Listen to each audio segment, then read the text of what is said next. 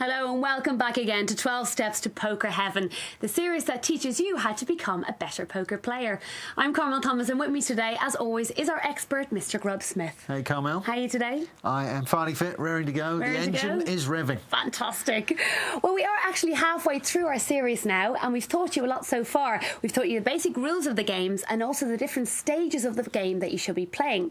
We've gone through so far beginners' errors, the importance of position, and also the art of bluffing. I mean, what else could you possibly have to teach us? Well, Carmel, there is still plenty to learn. Poker's a game, it's been around for a while. It's a game of infinite variety. One day you can be playing in a Las Vegas casino with hundreds of people. The next, you're in your front room having a little home game with 4 of your pals. It doesn't make any difference. The game is always going to pan out in a strange and curious way every time you play. And there I was thinking I was on my way to being a pro. Well, let's get started. Coming up in today's show, we'll be looking at step 7, and that is reading players, the skill of putting your opponent on a hand and sniffing out weakness. Then, step 8, heads-up play. What to do when you get down to the last 2 of a tournament and the game turns into full-blown psychological warfare. Right, Grove, reading your opponent. Now, that is a crucial part of the game. What's it all about? It is, as you say, a vital skill. You've got to be able to see what the other players are thinking. And it's all about observation. Keep your eyes peeled. Even if you're not in a hand, you should be watching how everybody else at the table plays. Do they slow play a monster in early position? Do they bet on the draw? Do they check with a flush? You have to be watching, because the more you study people, the more you'll pick up their patterns. It may be just how much they bet. It may be how forcefully they put their money in the middle when they're bluffing. Poker is a game all about information, and the more you can gather, the stronger a player you'll be. Now, Gerber, at the beginning of the game, everyone has the same amount of chips. But what happens during the game when the chip situation varies? Well, that does make a big difference to how you play. If you see someone who's short-stacked, they've lost a few hands, they're down to their last few chips, you know that they're more likely to go all in. They can't afford to wait for aces or kings or genuinely good hands, so they're going to push their remaining chips in, and it's going to cost you all they've got if you're going to see them. So you have to make a decision. Is this guy genuinely on a hand, or is he just desperate?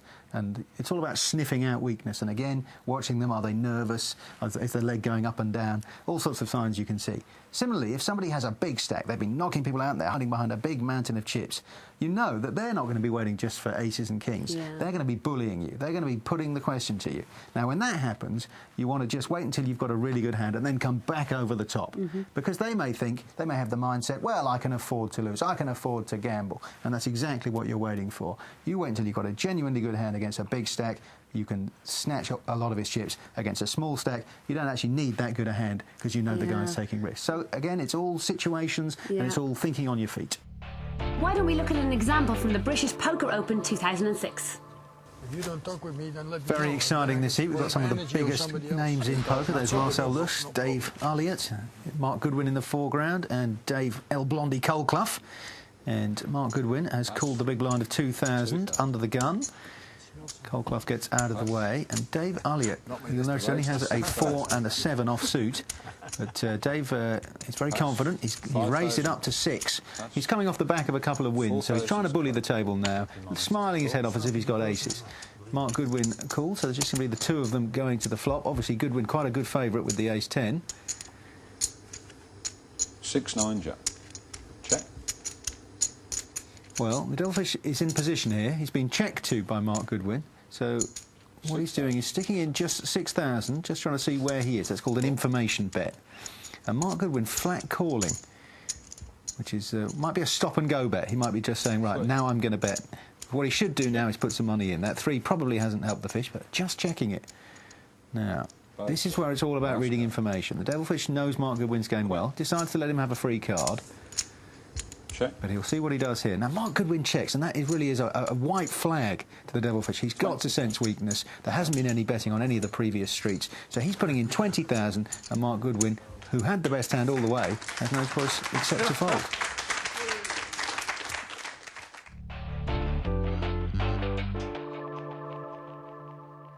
Putting a read on your opponents, working out whether they're weak or strong, is one of the most important skills to acquire in the game of poker.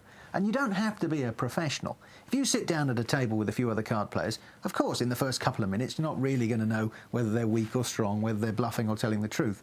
But over the course of half an hour or an hour, you'll begin to pick up signs. There may not be just sort of physical twitches. It could be the way they stack their chips, the way they move their chips in.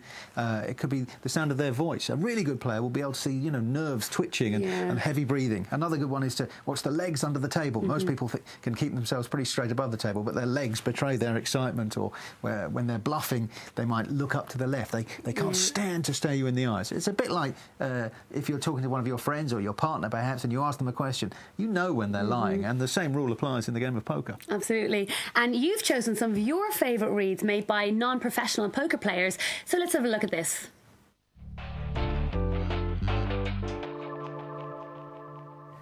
Nice mix on this table. We've got George Fraser there, only been playing the game 5 weeks. And hope for you yet, Carmel. Just proves that amateurs can live with the pros. Next to him, Gary Jones in the big blind. So John Gale under the gun, tosses his card. And Noah Boakin, the Dutch sensation. He's got A6, wants to get out of the way. Gus Hansen normally plays anything, but he doesn't like his connectors, and Koresh also folds. So we're just round to the battle of the blinds now. And Fraser just flat calling with ace-queen. Cool. Should he have raised? Well, he's taking a risk there. He's letting his opponent get some free cards here, and that hasn't really helped his ace-queen at all. He'd have been better advised, I think, to raise pre-flop, to say I've got a hand. As it is, well, they both check, so they're going to get a turn card. It's another 7. Again, George has got nothing, but he decides his ace is good enough now. I think he's betting a little too late now, and this opens the door for Gary. Gary's not going to believe he had a 7 and that 7 has helped his hand, or else he would have bet the flop. So, Gary, a top pro against an extreme amateur.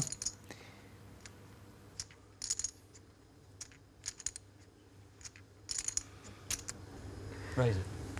He's making a raise. Very good decision. He knows that George is new to the game. He knows that he'd probably be playing high cards only because he's a little bit nervous. And that flop is very bad for high cards. So Gary's decided, OK, I can have a go at this. So now we're going to see how good George Fraser is. And he's reaching for chips and just makes the call. Last card, gents. King. Now, what does he think? He's looking at his chips, normally a sign someone's going to bet. And it's a big reach. 15,000. And of course, there's no way Gary can bet now. So that's actually a great read by Fraser. He saw the bluff for what it was and decided my cards are still good. He sent something off the pro. And what can Gary do except toss them away? To be honest, this isn't a hard decision. He's now doing what we call Hollywooding, just making a big act, as if he's throwing away a monster. I give in. Pass. And yeah, good read by George, and well-deserved round of applause for the old fella.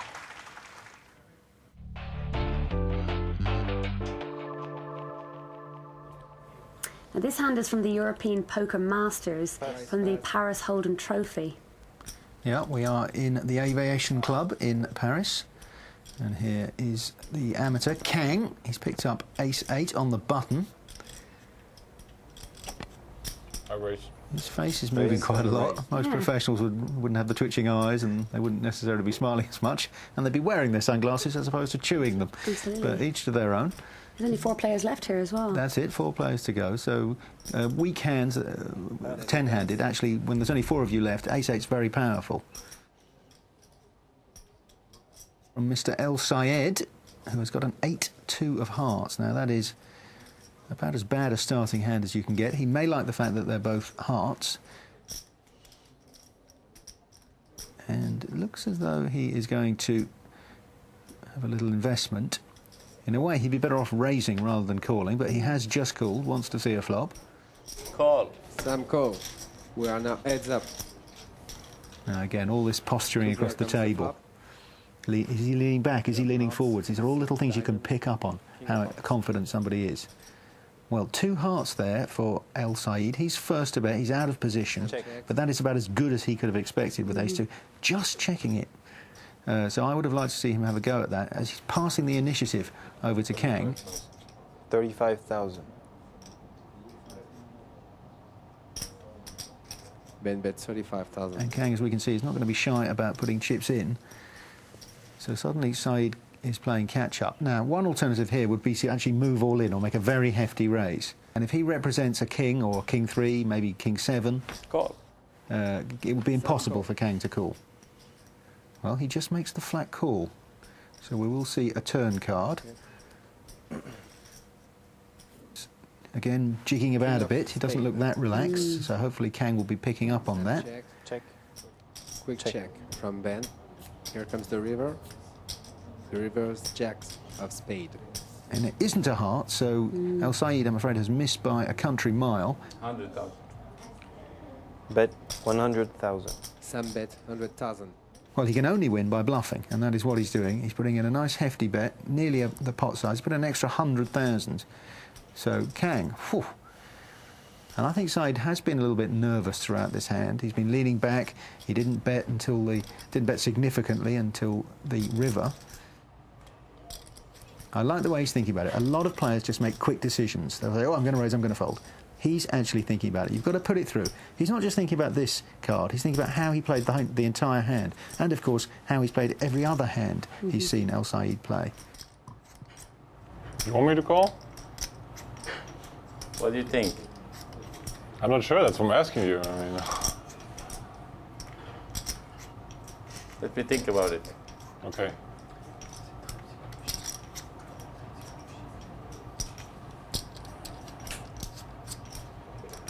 I call. Okay, close. He's cool. 100,000. I call anyways. He calls. Now that is, you see, an astonishing read. I love that from Kang. He just read this guy like a book, like a copy of Razzle. It was so easy, and the guy can't believe it. Claps the table, and we get the fist pump there from Kang, and why not? I just give me 100,000. I call. Nice call. Very nice call. Ben wins the pot with S-I. Wow.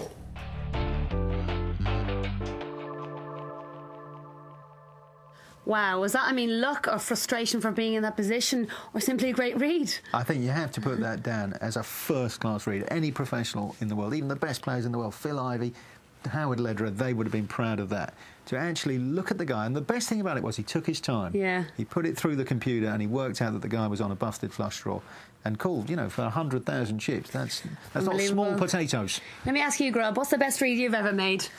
Well, I make great reads all the time, of course, but it's important to realise that great reads aren't made in isolation. You can't just play one hand and make a great read. It comes from watching a player for 2 or 3 hours. And I play online a lot. I made one last night that I was very, very proud of. There was a guy who was raising, he was bullying, he had a chip stack, and a flop came down, and I had bottom pair, which was just a pair of fives, and he came out with a big bet, and I knew, just then some super poker god told me that the guy had something like a king 7, right, and he'd missed it completely. So I re-raised him. Fun enough, he did call me. Next card came down, I pushed it all in, and he folded.